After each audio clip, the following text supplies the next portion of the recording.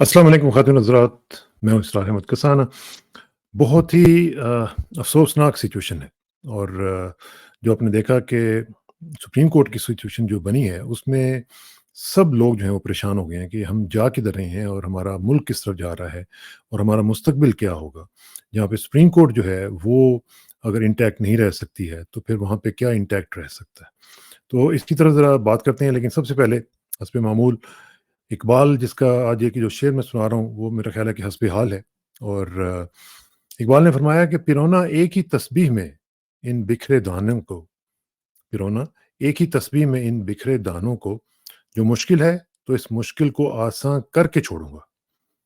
यानी इस वक्त जो हमारी सूरत हाल है वो बिल्कुल ऐसी है जैसे तस्बीह टूट जाए तो उसके जो दाने हैं वो बिखर जाते हैं। तो इकबाल कह रहे हैं कि अगर ये बहुत मुश्किल है कि उनको दोबारा इकट्ठा करना, लेकिन मैं इस मुश्किल को भी आसान करके छोड़ूंगा। अब इसके लिए एक कमिटमेंट चाहिए होती है, जो कमिटमेंट हर एक के पास नहीं होती। ये उसी शख्स के पास कमिटमेंट होती है जो अपनी ज़ात से उठ जाता है, जो अपने खौल से, जो उसकी ज़ात का एक खौल है, उसमें से बाहर निकल आता है, आज़ाद हो जाता है। कि जब आप अपने खौल के अंदर रहते हैं, तो आप मुक़य्यद होते हैं उस खौल के। लेकिन फिर जब आप सोच लेते हैं कि नहीं, मैंने इससे बाहर निकलना है, मैंने अपनी ज़ात से उठ के लोगों के लिए काम करना है, तो फिर आप आज़ाद हो जाते हैं। आज़ाद बंदे की यही निशानी है, मैंने उस दिन भी आपको बताया था कि आज़ाद और महकूम में क्या फ़र्क है। तो यही सूरत-हाल जो है वो आज हम फ़ेस कर रहे हैं कि हम हमें समझ नहीं आ रही कि हमारे साथ हो क्या रहा है। बहैसियत कौम हमारी कोई डायरेक्शन नज़र नहीं आ रही है, और जहाँ पे सुप्रीम कोर्ट में ये हालात हो जाएँ, वहाँ पे क्या हो सकता है।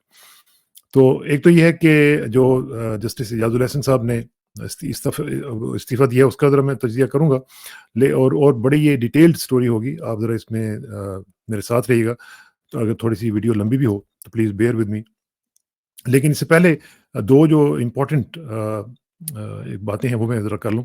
एक तो ये है कि एक अफ़वाह चल रही है जस्टिस इजाज़ुल हसन साहब के बारे में। ये अफ़वाह का मैं लफ़्ज़ यूज़ कर रहा हूँ डिलिबरेटली, क्योंकि मुझे इसके बारे में अभी तक चूँकि पाकिस्तान में ये अर्ली मॉर्निंग है, तो मैं इसको कन्फ़र्म नहीं कर सका। लेकिन कहा ये जा रहा है कि वो जस्टिस इजाज़ुल हसन साहब जो हैं, तशवीशनाक इत्तलात उनकी मिल रही हैं कि वो पता नहीं कहाँ पे हैं। अब वो उनकी फैमिली से भी कोई राब्ता नहीं हुआ, और फैमिली वाले उनसे राब्ता करने की कोशिश कर रहे हैं। अब ये पता नहीं दुरुस्त है कि नहीं, मैं अगेन कह रहा हूँ, क्योंकि मुझे ये रूमर जो है जब किसी ने बताई है, तो मुझे भी थोड़ा-सा कंसर्निंग लगा कि ये क्या हो रहा है। उनके जो पर्सनल सेक्रेटरी साहब हैं, उनका भी फ़ोन सुने बंद है, और उसके बाद वो पता नहीं कहाँ पे हैं, ये पहुँचे भी हैं कि नहीं पहुँचे घर पे।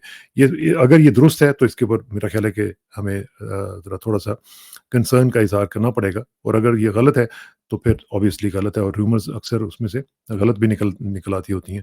बहरहाल, ये जो खबर है, ये इस्तीफ़े की, अब इसमें भी शक पड़ रहा है कि फिर अगर ये सिचुएशन, ये रूमर अगर सही है, तो फिर इस्तीफ़ा कैसे दिया गया है और कैसे दिया गया है, इसके ऊपर बाद में ज़रा इसको वेरीफ़ाई करके फिर मैं आपसे बात करूँगा।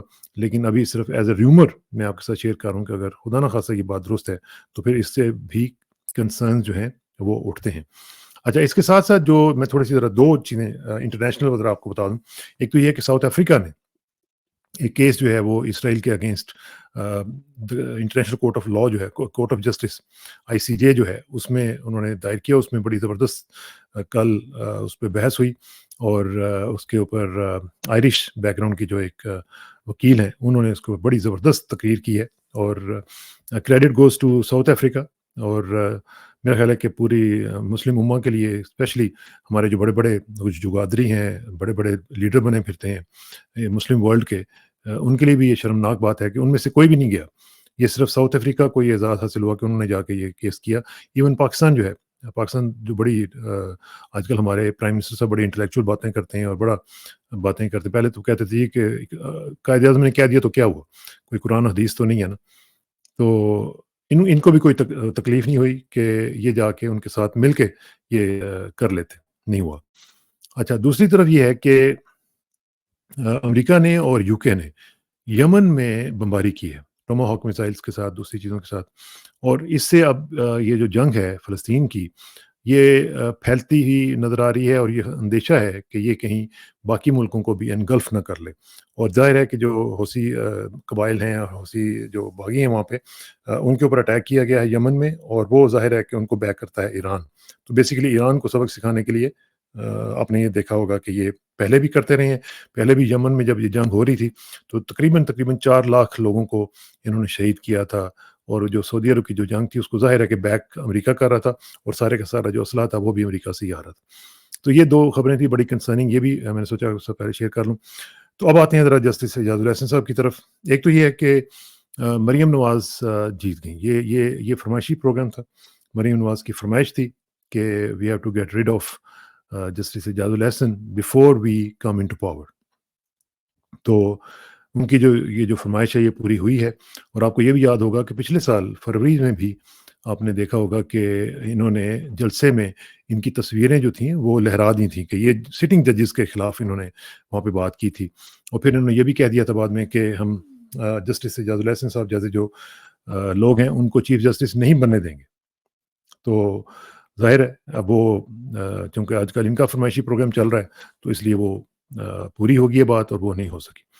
اچھا, اب اس میں ایک چیز میں آپ کو دکھاتا ہوں کہ جو ریزگنیشن کاپی ہے وہ میں آپ کو دکھاتا ہوں کہ ریزگنیشن میں جسٹس اعجاز الاحسن صاحب نے لکھا کیا ہے. اوپر تو خیر انہوں نے وہ سبجیکٹ لکھا ہوا ہے کہ ریزگنیشن ہے. پھر وہ کہتے ہیں mister president, I have had the honour and privilege of serving as a جج of the Lahore high court, the chief justice of the Lahore high court and اے جج of the supreme court of Pakistan. However, I no longer wish to continue as a judge of the Supreme Court of Pakistan. Therefore, I, Justice Ejaz ul Ahsan, resign as a judge of the Supreme Court of Pakistan in terms of Article 206(1) of the Constitution with immediate effect. Yours sincerely, Ejaz ul Ahsan. ایک تو یہ کہ یہ جو signatures ہیں ان کے جس طریقے سے یہ کیے گئے ہیں مجھے تھوڑا سا اندازہ ہے کہ یہ انڈر ڈیوریس کیے گئے ہیں. یہ سگنیچرز جو ہیں یہ کافی پریشر میں کیے گئے لگتے ہیں, اور اس میں بھی کوئی سٹوری ہو سکتی ہے. یہ میں کوشش کروں گا کہ کسی ایکسپرٹ کو بھی یہ دکھاؤں اور اس کی بھی اوپینین لوں کہ یہ جو سگنیچرز ہیں سگنیچرز بھی کچھ بول رہے ہیں. تو ان کا بھی ذرا تجزیہ کریں گے کسی وقت.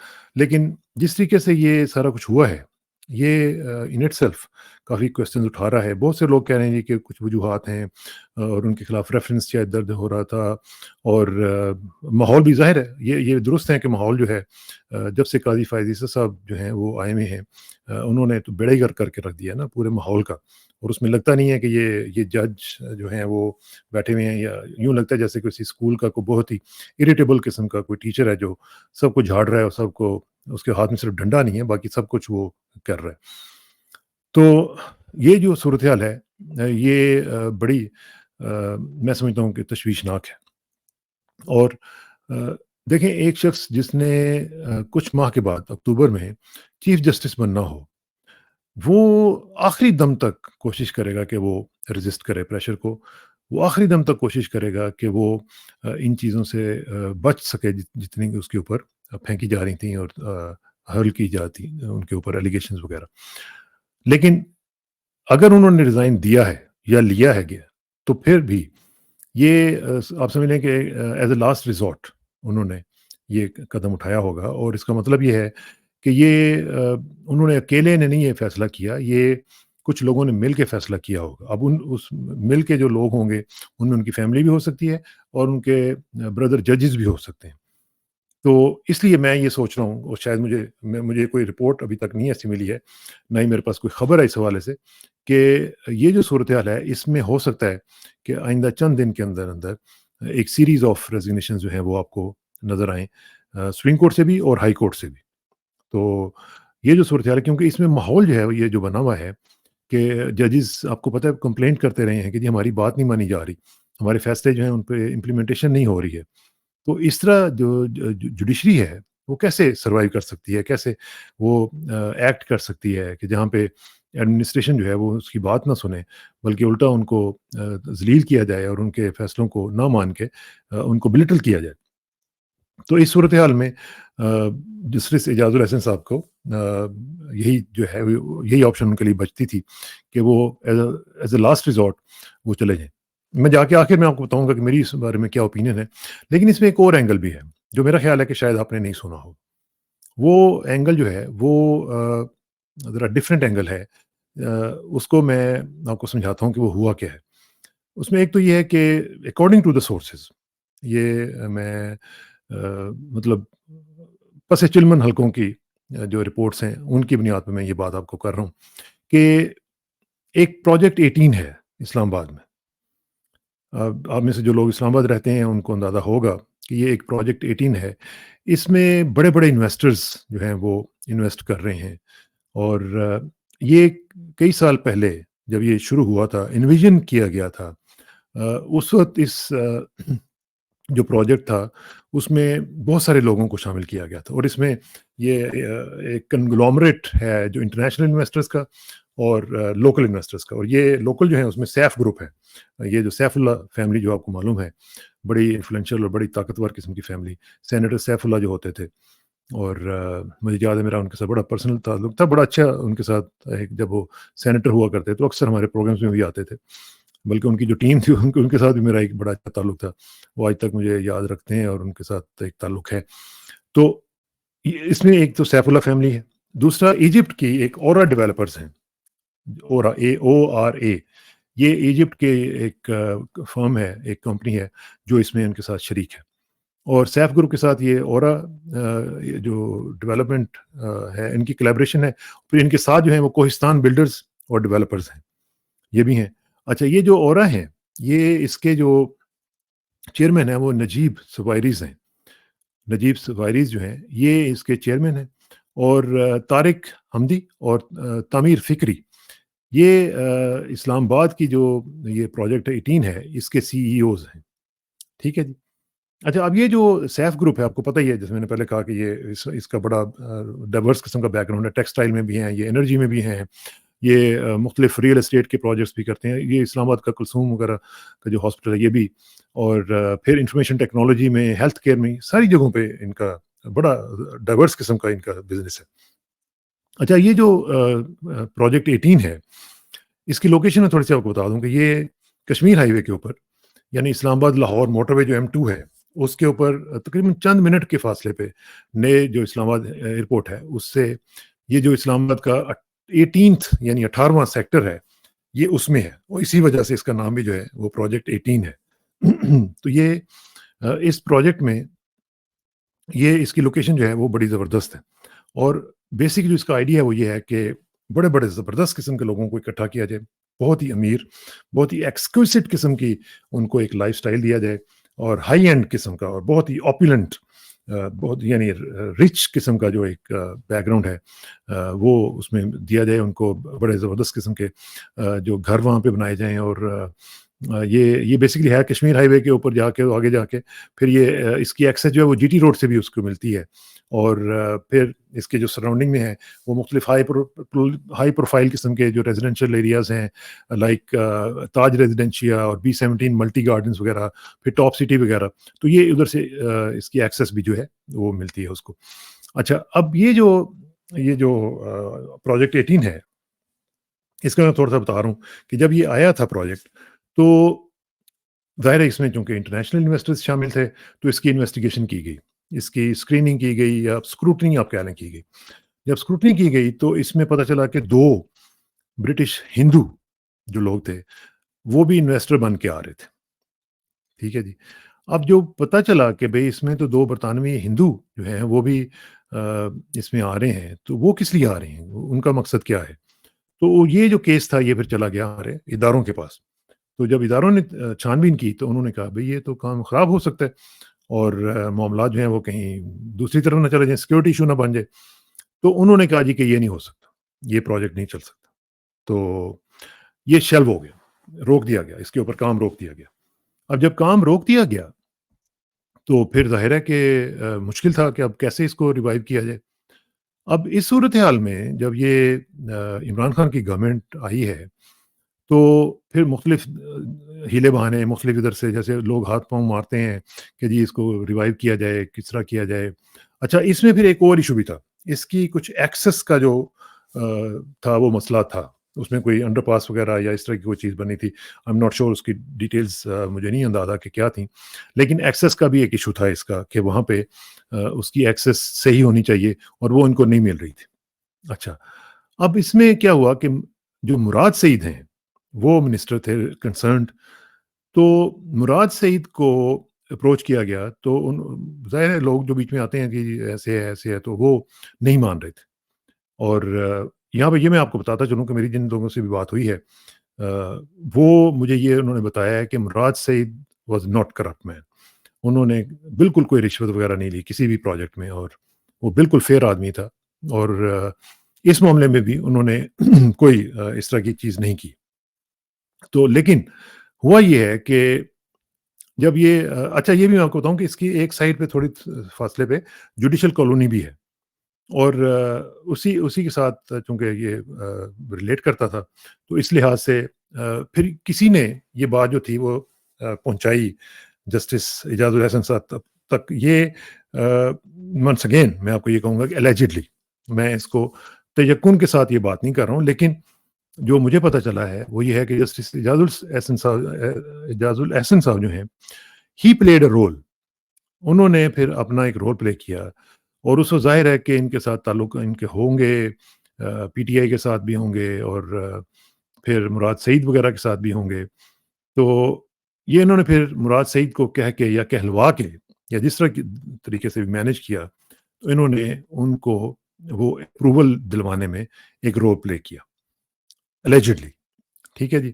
اچھا, اب یہ جو تھا ایک بڑا ایگزیکٹو قسم کا جو پروجیکٹ ہے, اگر آپ دیکھیں تو اس کی ویب سائٹ پہ بھی جا سکتے ہیں, آپ مختلف جگہوں سے اس کی رپورٹس بھی لے سکتے ہیں. اس کی جو پروجیکٹ ہے وہ ڈیٹیلز آپ کو پتہ چل سکیں کہ کتنا زبردست قسم کا وہاں پہ گھر اور بڑے ہی ایفلوئنٹ قسم کے لوگ جو ہیں وہ جا کے وہاں پہ بنا رہے ہیں. اور وہ ایفلوئنٹ اس لیے بھی بنا رہے ہیں کیونکہ اس کی جو پرائس ہے وہ تقریباً آپ سمجھیں 9-10 کروڑ روپیہ کنال کی ہے. اب میں اور آپ جیسے لوگ تو اس میں صرف پھر کے آ سکتے ہیں, باقی خرید تو نہیں سکتے.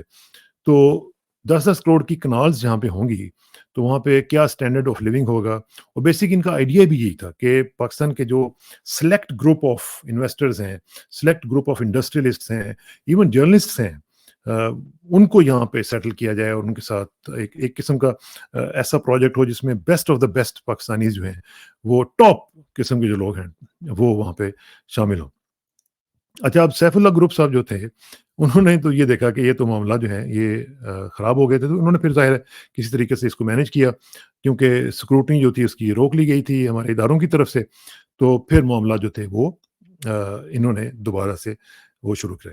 اب جو صورتحال ہے اب اس میں الیجڈلی چونکہ یہ ایک کیس جو تھا یہ اداروں کو پتہ تھا, ان کو پتہ تھا کہ یہ اس میں ان کی انوالومنٹ ہے, تو اس وجہ سے ان کے اوپر ایک پریشر بھی جو ہے وہ آیا ہوگا. اب میں یہ نہیں کہتا کہ اسی کی وجہ سے انہوں نے ریزائن دیا ہے کہ نہیں دیا, لیکن میرا ہنچ ہے کہ یہ اس پروجیکٹ نے بھی اس میں ایک بڑا رول پلے کیا ہوگا, کیونکہ آپ نے دیکھا ہوگا کہ یہ آپ نے کسی بھی جگہ پہ یہ بات نہیں سنی ہوگی, یہ ہماری ایکسکلوسیو ہے. اور لیکن صورتحال یہ ہے کہ یہ ایک بہت بڑا ایشو ہے جس کے اوپر اعجاز الحسن صاحب جو ہیں ہو سکتا ہے وہ ڈیفینسو پہ چلے گئے ہوں, ہو سکتا ہے کہ اس میں کوئی اس طرح کی ان کی کوئی بات سامنے نکلی ہو جو کہ وہ نہ چاہتے ہوں کہ بات لوگوں تک پہنچے. بہرحال اس میں یہ صورتحال جو ہوئی ہے وہ میں نے آپ کو بتا دیا کہ الیجڈلی یہ سارے کی ساری جو چیزیں ہیں اس میں پروجیکٹ 18 کا ایک بہت بڑا رول ہے. اچھا جی, اب ذرا آ جائیں جسٹس نقوی صاحب کی طرف. جسٹس نقوی صاحب جو ہیں بیسیکلی جسٹس مظاہر علی اکبر نقوی صاحب میں کہہ رہا ہوں, تو ان کو سونی بھی کہتے ہیں. ان کے جو دوست ہیں, جو ان کے بڑے قریبی دوست ہیں, وہ ان کو سونی کہتے ہیں. تو سونی جی جو ہیں یہ ان سے آپ کو پتا ہے کہ کافی لوگ ناراض بھی تھے. اچھا, یہ ڈنڈی پٹی ذرا اسٹرانگ آدمی ہے, گجرانوالہ کے مطلب ٹھیک ٹھاک قسم کے پہلوان ٹائپ آدمی. تو اب انہوں نے کئی لوگوں کو ناراض کیا. اب اس میں کئی طاقتور لوگ بھی تھے, اداروں کے لوگ بھی تھے, اور کچھ فیصلے آپ کو پتہ ہی انہوں نے جو کیے اس میں بھی وہ سارا کچھ ہوا. تو اب صورتحال یہ ہے کہ جب انہوں نے ناراض کیا مختلف لوگوں سے, اور خاص طور پہ اس میں مختلف انڈسٹریلسٹ, مختلف ایون جرنلسٹ, جہاں تک جرنلسٹ کی بات ہے میں آپ کو بتاؤں کہ ایک ہمارے بڑے مشہور جرنلسٹ ہیں حکیم لقمان صاحب جو ہیں, وہ انہوں نے کچھ ان کے بارے میں ایک شو کر دیا اور اس میں تھوڑا ان کے اوپر الزام وغیرہ لگائے اور سارا کچھ کیا. تو انہوں نے ان کو بلا کے اس کو ایسا تھریٹن کیا, انہوں نے کہا کہ میں ایسی کی تیسی پھیر کے رکھ دوں گا اور مجھے عام سا جج نہ سمجھنا, میں تمہارے گھر تک پہنچ جاؤں گا. اور بڑا انہوں نے اس کو نا थ्रेटन किया और वो थ्रेटन हो भी गए और वो डर गए कि ज़ाहिर है कि तकरीबन 1 साल पहले की बात है। तो उन्होंने फिर ज़रा थोड़ा-सा हाथ हल्का रख दिया। लेकिन ज़ाहिर है कि वो अंदर-अंदर से तो काम कर रहे थे और वो जब काम कर रहे होते हैं तो फिर ज़ाहिर है कि मुख्तलिफ एक नेटवर्क्स बन जाते हैं। तो इस लिहाज से जो ज़ाहिर अली अकबर नकवी साहब हैं, इनके कुछ बच्चों के भी मसाइल थे। उनके जो 2 बेटे हैं, उनके भी कुछ मसाइल थे, उसकी मैं तफ़सील में अभी नहीं जाता। वो फिर कभी उठा रखते हैं, कभी मैं बात करूँगा उसके ऊपर भी। लेकिन जो खबरें मुझे मिल रही हैं, वो कुछ अच्छी नहीं हैं। तो अ, इसका जो इम्पैक्ट है, वो ओवरऑल आप देखिएगा कि अब पूरे का पूरा जो सिनेरियो है हमारी अदलिया का, वो आइंदा चंद दिन में बिल्कुल चेंज हो जाएगा। और उसमें काफ़ी मसाइल जो हैं वो मुझे होते हुए नज़र आ रहे हैं, क्योंकि इस वक्त जो सूरत नज़र आ रही है वो ये है कि जहाँ-जहाँ पे भी कोई भी ऐसा शख्स है जो पीटीआई को या इमरान खान को सपोर्ट कर रहा हो डायरेक्टली और इनडायरेक्टली, जहाँ-जहाँ पे भी है उसको निकालना है, उसको इस सिस्टम से बाहर निकालना है और उसको फ़ारिग करना है, जिस तरीके से भी मैनेज किया जा सकता हो। तो इसलिए वो मुझे जो पता चला वो कह रहे हैं कि जी 1% भी अगर किसी जगह पे चांस है कि पीटीआई को कुछ एडवांटेज या एज मिल सकता है, तो वो भी नहीं लेने देना। तो इस लिहाज से जो इलेक्शंस हैं, उसमें भी आप समझ लें कि ये अव्वल तो मुझे नज़र नहीं आ रहे इस तरह के इलेक्शंस होते हुए जिसमें कोई फेयर एंड फ्री कोई सवाल पैदा होता हो। और दूसरी तरफ अगर हो भी गए, तो फिर आप समझ लें कि पीटीआई के लिए चांसेस जो हैं वो तकरीबन नामुमकिन हो जाएँगे। और इवन केपीके में भी केपीके में भी जहाँ पे उनका ज़ोर है, वहाँ पे भी या इलेक्शन होंगे नहीं, और अगर हुए तो फिर आप ये समझ लें कि वहाँ पे बहुत बड़े लेवल पे क्रैकडाउन होगा और शायद लोगों को इलेक्शन लड़ने ही ना दिया जाए। अच्छा, अब ये जो सूरत-ए-हाल है, इसमें मैं और चीज़ एक आपको बताऊँ कि इसके साथ जुड़ा हुआ एक मामला है, लेकिन वो आपका अंदरूनी नहीं है, वो बैरूनी है। वो बैरूनी ये है कि अफ़गानिस्तान का इश्यू है, इसके ऊपर बड़े तेज़ी से काम किया जा रहा है और अफ़गानिस्तान का इश्यू जो है इसको बड़ी चंद दिनों में आप देखेंगे कि इसको ज़िंदा किया जाएगा। और अभी आपने देखा कि मौलाना फजलुर रहमान को भी गए हुए हैं वहाँ पे, गए हुए थे काबुल, और उसको पाकिस्तान गवर्नमेंट ने ऑन नहीं किया, ठीक है ना? और उन्होंने कहा जी कि उसके साथ हमारा कोई ताल्लुक नहीं था। हालाँकि भेजा इन्होंने ही है। लेकिन उन्होंने कहा जी कि हमारा उसके साथ कोई ताल्लुक नहीं है, क्योंकि ये बताना नहीं चाह रहे कि हम उनके साथ नेगोशिएट कर रहे हैं और मामलात को हल करने की कोशिश कर रहे हैं, क्योंकि मामलात हल होने की तरफ जाएँगे नहीं। इसको लाइव रखा जाएगा एक ऐसा इशू के तौर पर कि जो किसी वक़्त भी काम आ सके। अपनी ओवरऑल जो हमारी जो ग्रैंड डिज़ाइन है, उसमें इसको भी यूज़ किया जाएगा। आइंदा चंद दिनों में आप देखेंगे। ठीक है जी। अच्छा, अब मैं ज़रा आखिर में थोड़ा-सा अपनी ओपिनियन मैं आपको देता हूँ। मेरा हंच जो है, मेरा आप कह रहे हैं कि मेरा अंदाज़ा जो है, वो ये है, जैसे मैंने पहले कहा कि कुछ रेज़िग्नेशंस तो और आएँगे और फ्रॉम ऑल ओवर जो लोग भी मतलब ज़मीर के कैदी हैं, जो अपनी बात करना चाहते हैं जजेस में से, वो मजबूर होंगे कि वो इस सिस्टम में से बाहर निकलें, और उनको मजबूर कर भी दिया जाएगा। क्योंकि अब देखें ना, जिस तरह जस्टिस एजाजुल हसन साहब हैं, फिर उनके साथ जस्टिस मुनीब हैं, मतलब पर्सनली स्पीकिंग मैं आपको बताऊँ, to me it's a personal loss. मुझे जस्टिस एजाज की भी कॉम्पिटेंस और जस्टिस मुनीब की कॉम्पिटेंस पे रश्क आता है कि और मुझे बड़ा अच्छा लगता था कि सुप्रीम कोर्ट में इस तरह के जजेस भी मौजूद हैं जो कॉम्पिटेंट हैं, जो लीगल माइंड्स हैं, जिनकी कमांड है लीगल इश्यूज के ऊपर। तो इसलिए मैं इसको समझता था कि ये मेरा एक पर्सनल लॉस है। इनको मेरी ओपिनियन में रिज़ाइन नहीं करना चाहिए था। मुझे पता है कई दफ़ा इस तरह के जब प्रेशर्स आते हैं तो आपके आपकी फैमिली के इश्यूज़ होते हैं, बच्चों के इश्यूज़ होते हैं, फिर हर एक की अपनी-अपनी एक तबीयत भी होती है, कोई इतना प्रेशर लेता है, कोई नहीं ले सकता, और फिर हर कोई इनकलाबी भी नहीं होता। लेकिन फिर भी जब आप इस लेवल पे होते हैं, जब आप सुप्रीम कोर्ट के जज के तौर पर आप बैठे हुए हैं और आप कोई आम आदमी नहीं है, आप आपके ऊपर अल्लाह ताला ने एक ऐसी ज़िम्मेदारी डाली है जिसके ऊपर आपने लोगों तक एक डिस्पेंसेशन ऑफ जस्टिस का काम करना है, तो फिर आप ज़िम्मेदारी भी बहुत बढ़ जाती है। फिर आप अपनी ज़ात से बाहर उठते हैं, आप निकलते हैं उसमें से और आप कहते हैं कि नहीं, मैंने मैंने ये काम नहीं करना। इमरान खान की भी तो मिसाल आपके सामने है ना, वो इसी इसी दौर का एक शख्स है ना, वो कोई आज से कुछ सदियों पहले वाला तो बंदा नहीं है। वो भी खड़ा हुआ है, उसकी भी फैमिली है, उसके भी बच्चे हैं, उसकी भी बहनें हैं, ठीक है ना? उसके भांजे उसका भांजा अंदर है ना, तो उसकी पूरी फैमिली जो है वो डिस्टर्ब हुई हुई है, और फाइनेंशियली अगर देखा जाए तो कितना बड़ा उनको लॉस हो चुका हुआ होगा। सारी की सारी फैमिली जो है वो टॉपसी-टर्वी हो चुकी हुई है, अपसाइड डाउन हो चुकी हुई है। वो खड़ा हुआ है, क्या नहीं हुआ उसके साथ?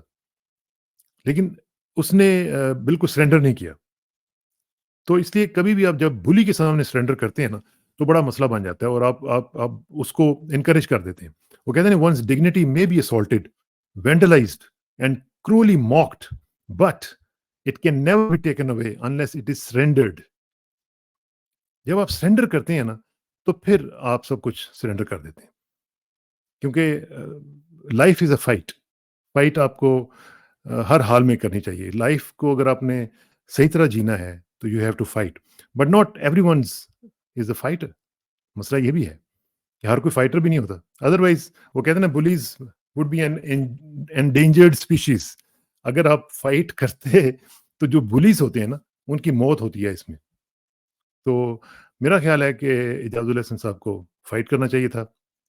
میرا خیال ہے کہ مناظر مظاہر علی اکبر صاحب کو بھی, نقوی صاحب کو بھی فائٹ کرنا چاہیے تھا.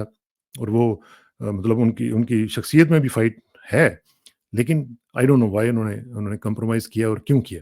تو مجھے پرسنلی بڑا دکھ ہوا ہے, اور اگر مزید ریزگنیشنز آتے ہیں تو مزید مجھے اس کے اوپر دکھ ہوگا, کیونکہ یہ ہوگا کہ اب جب آپ چلے جائیں گے تو باقی پھر جو کوئی رزسٹ کرنے والا بھی ہوگا تو وہ بھی ڈر جائے گا کہ یار یہ لوگ چلے گئے تو میرے ساتھ کیا ہوگا.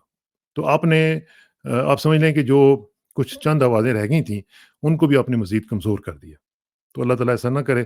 اللہ کرے کہ آپ جیسے لوگ جو ہیں وہ مزید تقویت کا باعث بنے, نہ کہ کمزوری کا باعث بنے. پاکستان کے عوام کا جو امیدیں ہیں وہ اب آج آپ کے ان ایکشنز کی وجہ سے ان کو دھچکا لگا. اللہ خیر کرے. میری دعا ہے کہ آپ کو بھی اللہ تعالیٰ بچا کے رکھے اور پاکستان کو بھی بچا کے رکھے. اور آخر میں دعا کہ میری عزت کے لیے کافی ہے کہ میں تیرا ہی بندہ ہوں, میرے فخر کے لیے کافی ہے کہ تو ہی میرا پروردگار ہے. تو بالکل اسی طرح جس طرح میں چاہتا ہوں مجھے بھی اسی طرح بنا دے جس طرح تو چاہتا ہے. سپردم بتومائے خیش را تو دانی حساب کم و بیش را. مجھے اسراق ثنا کو کل تک کے لیے اجازت دیجیے. کل ملاقات ہوگی انشاءاللہ. اللہ حافظ.